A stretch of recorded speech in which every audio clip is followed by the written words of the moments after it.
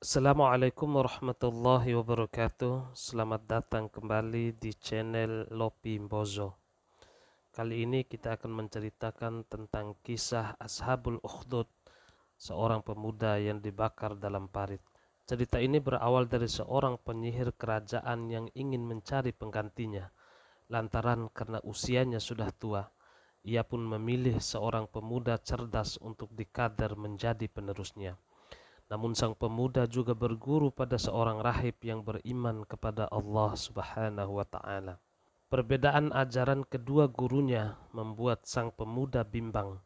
Di saat itulah ada hewan buas besar yang berada di tengah jalan, sehingga beberapa orang yang hendak melintasi jadi ketakutan.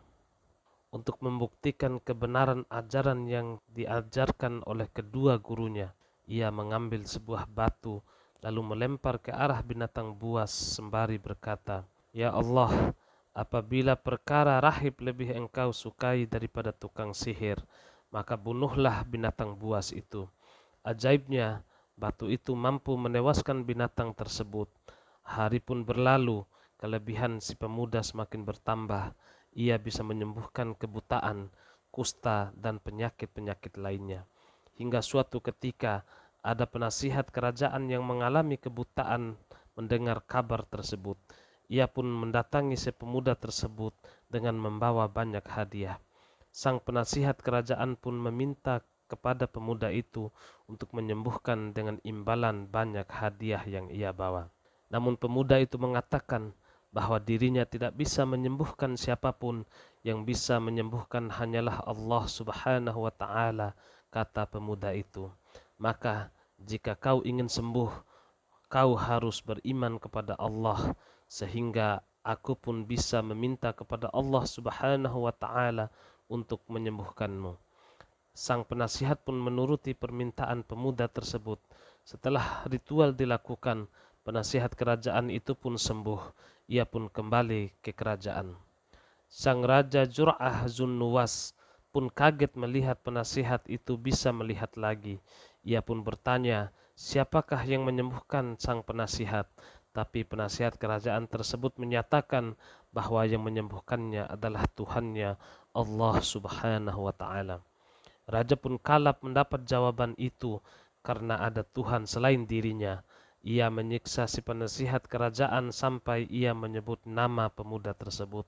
Raja zalim itu pun memerintahkan prajuritnya membawa pemuda itu ke istana dan memintanya untuk meninggalkan imannya kepada Allah Subhanahu wa taala.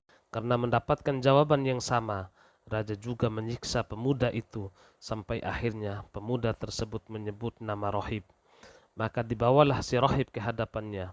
Saking marahnya, Zunnuwas pun mengambil gergaji dan dibelah tubuh si penasihat itu menjadi dua. Begitu pula dengan sang rahib, namun Zunnuwas memberi hukuman berbeda. Ia meminta beberapa prajurit membawanya ke gunung. Jika sudah mencapai puncak, si pemuda itu masih tak mau murtad. Prajurit diperintahkan untuk menjatuhkan pemuda itu ke dalam jurang. Si pemuda itu pun berdoa agar diselamatkan. Maka diguncanglah gunung itu hingga menewaskan semua prajurit kerajaan yang membawanya, dan hanya pemuda itu yang selamat. Raja pun tak kehilangan akal. Ia memerintahkan sejumlah prajurit lainnya membawanya ke tengah laut untuk menenggelamkan pemuda yang baginya pembangkang.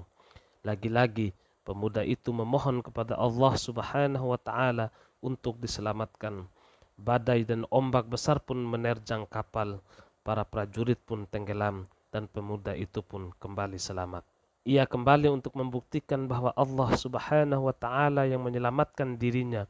Pemuda itu kemudian mengatakan kepada raja bengis itu agar mengatakan kalimat, "Demi nama Tuhan, anak ini," sembari melepaskan anak panah ke arahnya. Raja itu pun menuruti perkataan pemuda tersebut. Anak panah melesat dan mengenai keningnya. Darahnya pun bercucuran dan kemudian si pemuda itu meninggal. Banyak orang yang melihat kejadian itu justru membuat iman mereka kepada Allah Subhanahu wa taala makin kuat. Kemarahan raja pun semakin menyeruak dan memerintahkan anak buahnya membuat api besar di dalam parit untuk membakar semua orang yang beriman kepada Allah Subhanahu wa taala. Salah satunya seorang ibu yang menggendong bayinya. Ketika mereka dilemparkan ke dalam parit yang berapi, mukjizat pun terjadi. Api tidak membakar mereka, melainkan menjaga dan melindungi mereka. Ini adalah bukti kekuasaan Allah Subhanahu wa Ta'ala yang melindungi hamba-hambanya yang setia. Ketika raja melihat mukjizat itu, ia semakin marah dan memerintahkan agar parit diperdalam dan api dinyalakan lebih besar. Namun, keajaiban terus terjadi. Setiap kali mereka dilemparkan ke dalam parit, api tidak menyentuh mereka. Akhirnya Allah Subhanahu wa Ta'ala mengirimkan angin yang membawa awan yang gelap dan hujan batu yang menghancurkan raja zalim beserta pengikutnya. Sedangkan para pemuda yang setia kepada Allah Subhanahu wa Ta'ala selamat dari bencana tersebut. Kisah ini mengajarkan kepada kita tentang kekuatan iman dan keteguhan hati dalam menghadapi cobaan.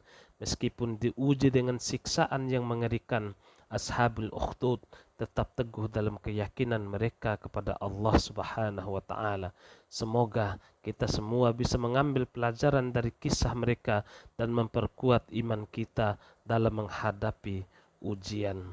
Dari kisah ini bisa diambil hikmah bahwa demi kebenaran mereka tetap teguh meski nyawa mereka menjadi taruhan. Keimanan kepada Allah Subhanahu wa Ta'ala adalah sebuah keniscayaan yang tak bisa ditukar dengan apapun di dunia ini. Wallahu a'lam bissawab.